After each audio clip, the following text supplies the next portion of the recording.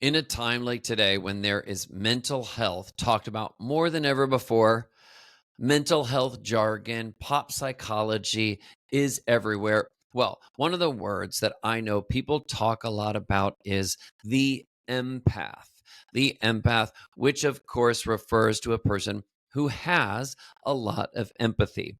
Empathy meaning the ability to really imagine, being able to really truly feel another person's feelings, the whole range of feelings. If someone else feels angry or sad, a person who is highly empathetic can actually imagine what that feels like themselves. So, what's interesting is that a lot of children, a lot of young people who are raised in certain kinds of environments, actually because of the environment they lived in and the unique things that are going on in that environment. A really important psychological question one could ask is this: well, how does a person become more empathetic? Why does one person have such a keen, developed, honed sense of empathy while another person may not? Why is one person so attuned to the emotional feelings and moods of another person while someone else may not be? And you know what? Another completely normal and I think important question we can all ask is this next one: how much is a good amount of empathy to have for other people? Is having a tremendous amount of empathy something that the average person should have?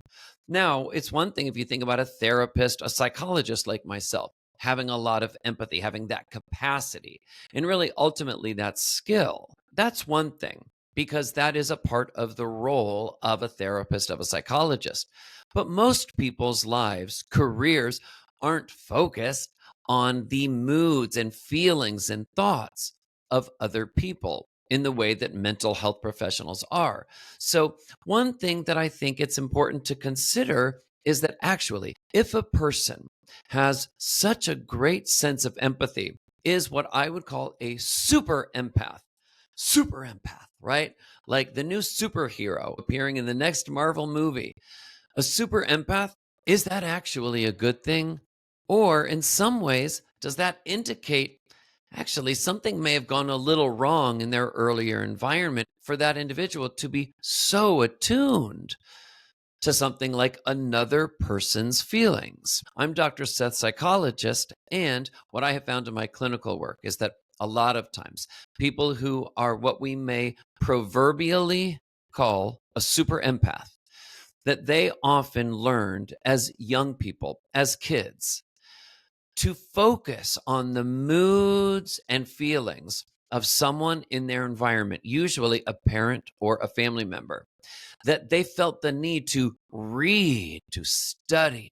What kind of a mood are they in today? Do I need to walk on eggshells? Is today going to be an easy, smooth day for them? Or today might they be volatile or angry or demanding or overly critical? Can I relax today? Can my central nervous system relax today?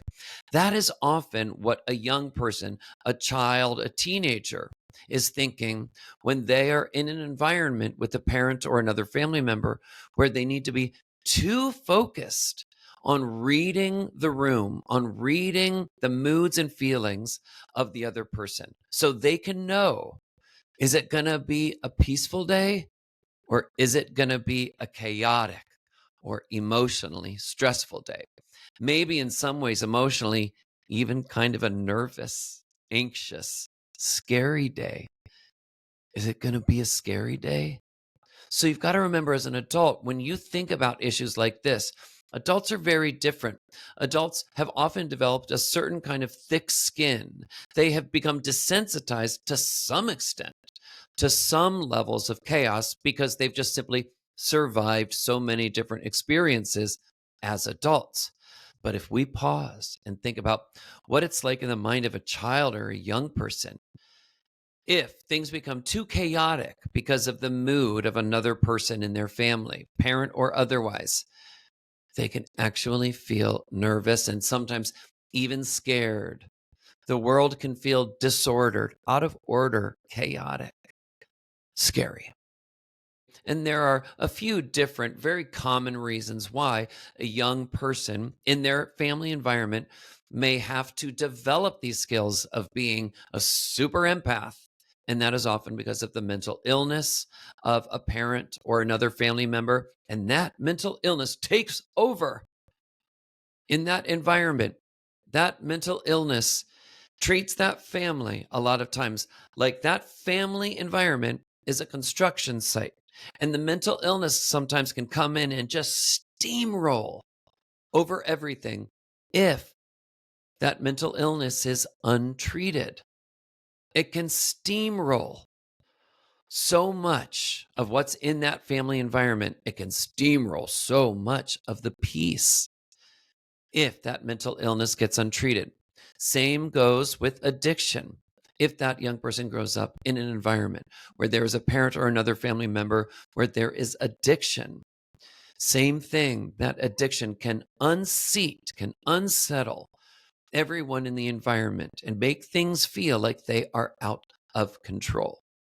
And then another reason why an individual may have to learn to develop these skills to read the moods and feelings of someone in their environment and develop these skills of becoming a super empath is because that family is experiencing major stressors, sometimes financial or other emotional stressors, major combative divorces, housing insecurity, extreme financial insecurity.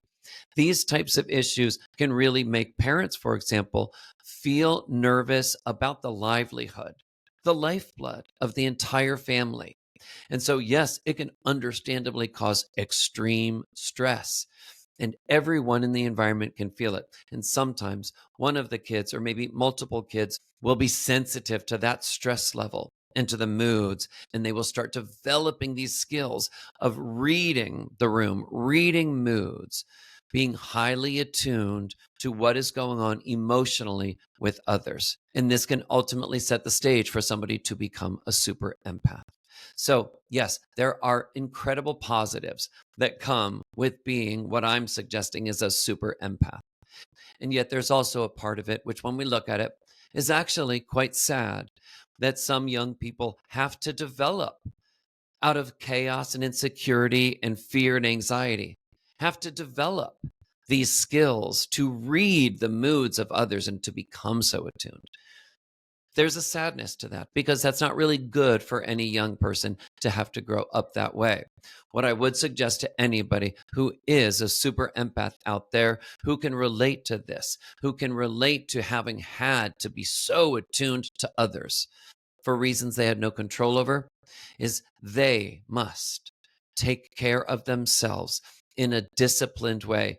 Every single day, they must engage in continual.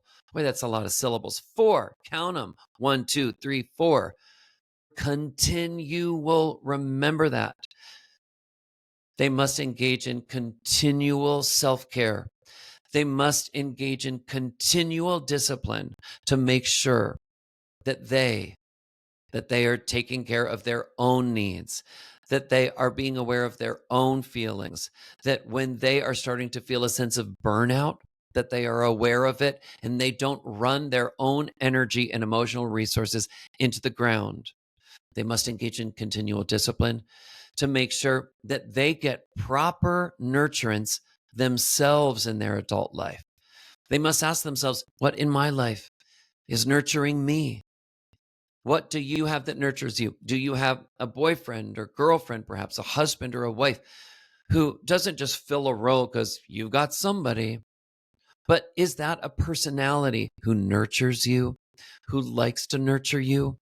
Do you have friends that can play that role, that are emotionally caring and sensitive and are attuned to your needs, that notice when you're sad or you're a little down or when you're angry?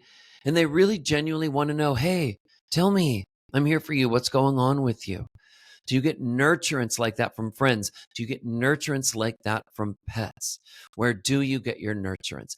This is something that the super empath must be keenly aware of in order to keep their sense of emotional balance in life, and also to prevent the kind of resentment and bitterness that can come from being a super empath whose own emotional needs aren't getting met. I'm Dr. Seth, psychologist. This is something to think about that I hope can be helpful.